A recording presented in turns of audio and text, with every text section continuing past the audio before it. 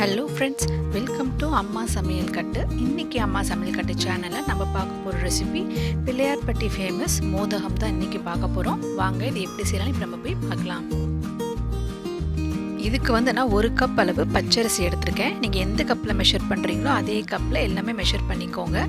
இதை இப்போ நல்லா கழுவிட்டு ஒரு 15 நிமிஷம் போல் நம்ம நல்லா ஊற வச்சுக்க போகிறோம்.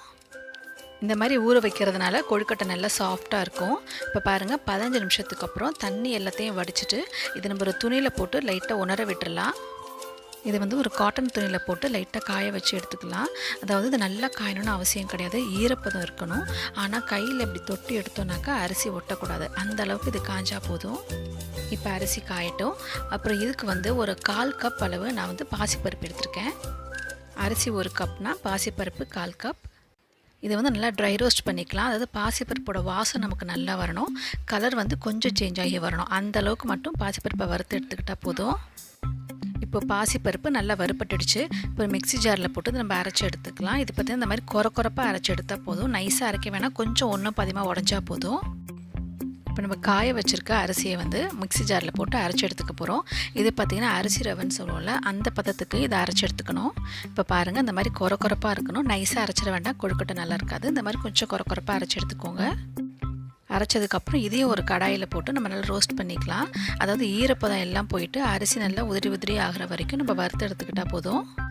அரிசி கொஞ்சம் லைட்டாக கலர் சேஞ்ச் ஆகி வரும், அது வரைக்கும் நீங்கள் வறுத்து எடுத்துக்கோங்க. இப்போ பாருங்கள், லைட்டாக கலர் சேஞ்ச் ஆகி வந்துடுச்சு. இப்போ போதும், நம்ம ஸ்டவ் ஆஃப் பண்ணிக்கலாம். இப்போ ஒரு குக்கரில் நம்ம வறுத்து அரைச்சி வச்சுருந்தோம்ல அந்த பாசிப்பருப்பு அரிசி, இது ரெண்டுத்தையும் போட்டுட்டு ஒரு 3 கப் அளவு நம்ம தண்ணி ஊற்றிக்கலாம். 1 கப் அரிசி போட்டிருக்கோம், அதுக்கு 3 கப் அளவு நம்ம தண்ணி எடுத்துக்கணும். இது நல்லா கலந்துட்டு ஸ்டவ்வை மீடியம் ஃப்ளேமில் வச்சு ஒரு 2 விசில் வர வரைக்கும் நம்ம வச்சுக்கலாம். தண்ணி அளவு கரெக்டாக இருந்தால் தான் இந்த கொழுக்கட்டை நல்லா வரும், இல்லைன்னா ஒரு மாதிரி ஹார்டாயிரும், இல்லைன்னா ரொம்ப கஞ்சி மாதிரி போயிடும். இப்போ பாருங்கள், 2 விசில் வர வரைக்கும் நான் விட்டு எடுத்துக்கிட்டேன். அடி பிடிக்காமல் கரெக்டாக வெந்து வந்துருக்கு பாருங்கள். இது நல்லா ஒரு கரண்டியை வச்சு இந்த மாதிரி மிக்ஸ் பண்ணி விட்டுருங்க. இப்போ ஒரு பாத்திரத்தில் 1 கப் அளவு நம்ம வெல்லம் எடுத்துக்கலாம். 1 கப் வெல்லத்துக்கு ஒரு 1/4 கப் அளவு நம்ம தண்ணி ஊற்றினா போதும். தண்ணி நிறைய ஊற்ற வேண்டாம், கொஞ்சம் தண்ணி ஊற்றினா போதும். இப்போ இந்த வெல்லத்தை சூடு பண்ணிவிட்டு நம்ம நல்லா கரைச்சி வச்சுக்க போகிறோம். வெல்லம் பார்த்திங்கன்னா பாகுபதம் எதுவும் நமக்கு தேவையில்லை, ஜஸ்ட் வெல்லம் கரைஞ்சா போதும். இப்போ ஒரு வடிகட்டி எடுத்து நம்ம வெல்லத்தை வடிகட்டி ஊற்றிக்கலாம். இப்போ வெல்லத்தை வடிகட்டியாச்சு. இது கூட ஒரு 1/2 டீஸ்பூன் அளவுக்கு உப்பு போட்டுக்கலாம். உப்பு நம்ம வேக வைக்கும் போதே கூட போட்டுக்கலாம், நான் மறந்துட்டேன். நீ அரிசி வேக வைக்கும் போதே உப்பு சேர்த்துக்கோங்க. அப்புறமேட்டு ஒரு 1/2 டீஸ்பூன் அளவுக்கு ஏலக்காய் பொடி, 3 டேபிள் ஸ்பூன் அளவுக்கு துருவின தேங்காய், அப்புறம் ஒரு 3 டேபிள் ஸ்பூன் அளவு நெய், இது 3த்தையும் போட்டுட்டு இதை நல்லா மிக்ஸ் பண்ணிக்கலாம். இது கட்டி இல்லாமல் நல்லா கரண்டியை வச்சு கிளறி விட்டுருங்க. கிளறிட்டு இது ஆறுற வரைக்கும் நம்ம அதை அப்படியே விட்டுடலாம். ஏன்னா ஆறுனதுக்கப்புறம் தான் அது நல்லா கொழுக்கட்டை பிடிக்க வரும். இப்போ பாருங்கள், அது நல்லா ஆறிடுச்சு. ஆறின உடனே எப்படி நல்லா கட்டியாக வந்திருக்கு பாருங்கள். இப்போ இது உருண்டை பிடிக்கிறதுக்கு முன்னாடி கையில் கொஞ்சமாக நெய்யோ இல்லை நல்ல நெய்யோ நம்ம தேய்ச்சிக்கலாம். அப்படி பண்ணும்போது இது உருண்டை பிடிக்கும்போது கையில் ஒட்டாமல் நல்லா வரும். உங்ககிட்ட கொழுக்கட்டை அச்சு இருந்ததுன்னா அந்த அச்சில் கூட இது போட்டு பண்ணலாம். இப்போ பாருங்கள், நல்லா உருண்டையாக உருட்டி வச்சுருக்கேன். உங்களுக்கு வேறு ஷேப் வேணும்னா இந்த மாதிரி ஷேப் கூட நீங்கள் ட்ரை பண்ணலாம். இது ஃபுல்லாக உருட்டிட்டு திருப்பி கையில் ஒட்டுற மாதிரி இருந்தால் கொஞ்சம் எண்ணெய் விட்டு திருப்பி பிடிச்சிக்கோங்க. இப்போ இருக்கிற உருண்டை எல்லாத்தையுமே நம்ம இந்த மாதிரி உருட்டி வச்சிடலாம்.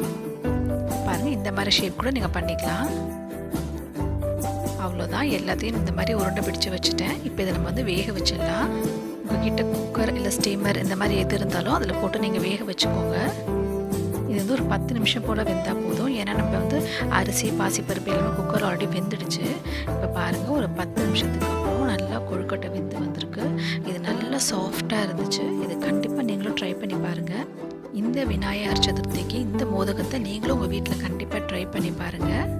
இந்த மோதகம் ரெசிபி உங்களுக்கு பிடிச்சிருந்துச்சுன்னா அம்மா சமையல் கட்டு சேனலை லைக் பண்ணுங்கள், ஷேர் பண்ணுங்கள், கூடவே சப்ஸ்கிரைப் பண்ணவும் மறந்துடாதீங்க. தேங்க்யூ.